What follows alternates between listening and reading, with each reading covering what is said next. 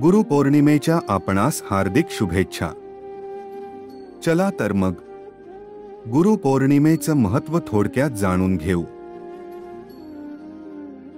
गुरुर्ब्रह्मा गुरुर्विष्णू गुरुर्देवो महेश्वरा गुरु साक्षात परब्रह्म तस्मै श्री गुरुवे नमः. गुरुपौर्णिमा, ज्याला व्यास पौर्णिमा किंवा आषाढ पौर्णिमा म्हणूनही ओळखले जाते, हा एक महत्त्वाचा हिंदू सण आहे. हा सण गुरु आणि शिष्य यांच्यातील पवित्र नात्याचा सन्मान करण्यासाठी साजरा केला जातो. या दिवशी लोक त्यांच्या आध्यात्मिक आणि शैक्षणिक गुरूंना आदरांजली वाहतात आणि त्यांच्याप्रती कृतज्ञता व्यक्त करतात. गुरुपौर्णिमा हा दिवस गुरूंना समर्पित आहे, ज्यांना जीवनात ज्ञान आणि मार्गदर्शन करण्याचा महत्त्वाचा घटक मानले जाते. हा दिवस महर्षी व्यास यांचा जन्मदिवस म्हणून साजरा केला जातो, ज्यांना वेदांचे लेखक मानले जाते. आषाढी पौर्णिमेच्या दिवशी ऋषी पराशर आणि निषाद कन्या सत्यवती यांच्या पोटी महर्षी वेदव्यास यांचा जन्म झाला. वेदव्यास यांनी घनदाट अरण्यात घोर तपश्चर्या केली. त्यांच्या या घोर तपश्चर्येमुळे त्यांना पुण्यप्राप्ती झाली आणि वेदव्यासांनी संस्कृत भाषेवर प्रभुत्व मिळवले. यानंतरच त्यांनी 4 वेदांचा विस्तार केला. तसेच महाभारतासह ब्रह्मसूत्र आणि 18 महापुराणांची रचना केली. महर्षी वेदव्यास यांना 4ही वेदांचे ज्ञान होते. त्यामुळेच या दिवशी गुरुची पूजा करण्याची परंपरा शतकानुशतके चालत आलेली आहे. महर्षी वेदव्यास यांनी आपल्या शिष्यांना आणि ऋषीमुनींना श्रीमद भागवत पुराणाचे ज्ञान दिले होते, असे म्हणतात. तेव्हापासून महर्षी व्यासांच्या शिष्यांनी हा दिवस गुरुपौर्णिमा म्हणून साजरा करण्याची परंपरा सुरू केली, जी आजही पाळली जाते. भारतीय संस्कृतीत गुरुला एक आदरणीय स्थान आहे. बहुतेकदा ते देवाच्या बरोबरीचे असते. शिष्यांना अज्ञानातून ज्ञानाकडे नेणारा मार्गदर्शक म्हणून गुरुकडे पाहिले जाते. प्राचीन ग्रंथात गुरुचे वर्णन अंधार दूर करणारा आणि दैवी ज्ञान देणारा केले असे आहे. गुरूंबद्दलचा हा नितांत आदर वैयक्तिक आणि आध्यात्मिक विकासात शिक्षक आणि मार्गदर्शकांचे महत्त्व अधोरेखित करतो. गुरुपौर्णिमा भारतभर विविध विधी आणि परंपरांनी साजरी केली जाते. विद्यार्थी लवकर उठतात, पवित्र स्नान करतात आणि त्यांच्या गुरूंची पूजा करतात. ते कृतज्ञतेचे प्रतीक म्हणून फुले, फळे आणि मिठाई देतात.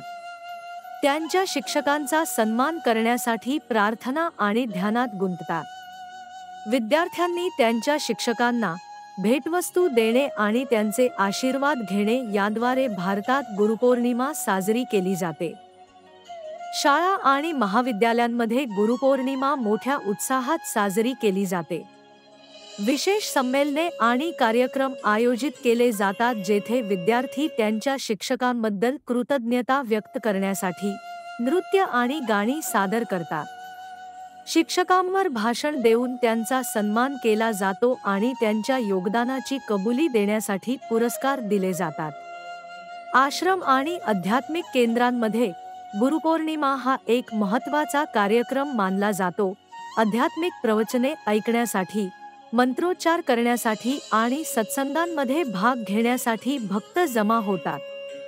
गुरु शिष्यांना शिकवणी आणि आशीर्वाद देतात, त्यांच्यातील आध्यात्मिक बंध अधिक मजबूत करतात. आजच्या वेगवान आणि तंत्रज्ञानाने चाललेल्या जगात शिक्षक आणि मार्गदर्शकांची भूमिका नेहमीसारखीच महत्त्वाची आहे. शिक्षक केवळ शैक्षणिक ज्ञानच देत नाहीत, तर विद्यार्थ्यांचे चारित्र्य आणि मूल्ये घडवण्यातही महत्त्वाची भूमिका बजावतात. गुरुपौर्णिमा ही आपल्या जीवनातील शिक्षकांच्या अमूल्य योगदानाची कबुली आणि कौतुक करण्याची आठवण आहे. तणाव आणि भौतिकवादाने चिन्हांकित केलेल्या युगात आंतरिक शांती आणि संतुलन राखण्यासाठी आध्यात्मिक शिक्षकांचे मार्गदर्शन आवश्यक आहे. आध्यात्मिक गुरु अंतर्दृष्टी आणि सराव प्रदान करतात, जे व्यक्तींना जीवनातील आव्हाने शहाणपणाने आणि समंजसपणाने हाताळण्यास मदत करतात. खुद्द देवाधिदेव महादेवांनीही गुरुर्देवो गुरुर्धर्मो गुरो निष्ठा पर तपः गुरोः परतर नास्ति त्रिवार कथयामि ते. म्हणजे गुरु हेच सर्वस्व आहे. गुरुवरची निष्ठा हाच परमधर्म आहे. म्हणजे व्यक्तीसोबतच देवतांनाही गुरुची गरज असते. गुरुंबद्दल आणखी एक श्लोक म्हटला जातो, हरी रूठे गुरु ठौर है, गुरु रूठे नहीं ठौर. म्हणजे देव आणि नशिबाची साथ मिळत नाही तेव्हा गुरुचा आश्रय मिळू शकतो, पण गुरु कोपला की कुठेही आसरा मिळत नाही. म्हणूनच जीवनात गुरु असणे अत्यंत आवश्यक आहे. गुरुपौर्णिमा हा चिंतन आणि आत्मसुधारणेचा दिवस आहे. विद्यार्थी आणि आध्यात्मिक साधक या प्रसंगाचा उपयोग त्यांच्या शिकण्याच्या प्रवासावर आत्मपरीक्षण करण्यासाठी, सुधारणेसाठी, क्षेत्रे ओळखण्यासाठी आणि नवीन ध्येये निश्चित करण्यासाठी करतात. त्यांच्या गुरूंच्या शिकवणुकींनी प्रेरित होऊन शिकण्याची आणि आध्यात्मिक वाढीची त्यांची बांधिलकी जपतात. तर असे हे गु म्हणजे अंधकार व अज्ञान आणि रू म्हणजे दूर करणे किंवा नाहीसा करणे, म्हणजेच आपल्या जीवनातील अज्ञानाचा अंधार दूर करणारे गुरु यांना शतशः नमन. गुरुपौर्णिमेच्या सर्वांना हार्दिक शुभेच्छा.